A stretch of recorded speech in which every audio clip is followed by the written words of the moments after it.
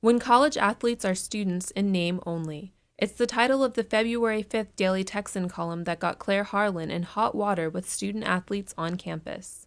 I definitely expressed an opinion in that, but it was more an opinion that was in their favor, and it was not critical of them. It was more critical of the NCAA. She argues that some student athletes spend so much of their college career focused on sports, their academics fall to the wayside, saying things like, "I try to go running once a week," which is likely how often student athletes attend class. Member of the women's swimming team, Stephanie Anderson, begs to differ. Most of the student athletes I know are very smart and really value their education. So I took it as a personal hit on myself and a lot of my teammates and friends. Harlan says she was referring to a select group of star athletes like Kevin Durant, who she mentions in the column.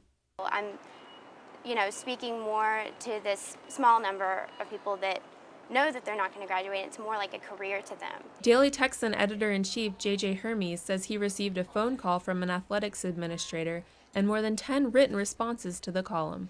I wish students got as outraged over the war in Iraq or things on campus that happen that sort of just get ignored. Columnists frequently write controversial articles, but there's a twist because Harlan was just elected editor of the Daily Texan for the 2007-2008 school year, and she ran unopposed. I think it's kind of upsetting just because reading that article, it was kind of obvious that she didn't do much work.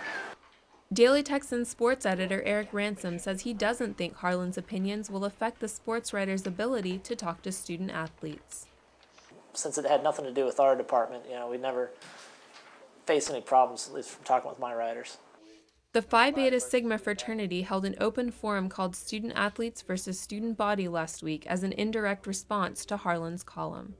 She probably just wasn't educated about, the life of an athlete, and to make those generalizations and to put that out there as, it just fits into the stereotype that, like some points were brought up, well, that's the way the society is starting to look at athletes, in particular athletes at UT. Relations remain healthy between the Daily Texan and Longhorn sports, but only time will tell if doors may stay closed for Harlan. Melinda Marola, Texas News Watch.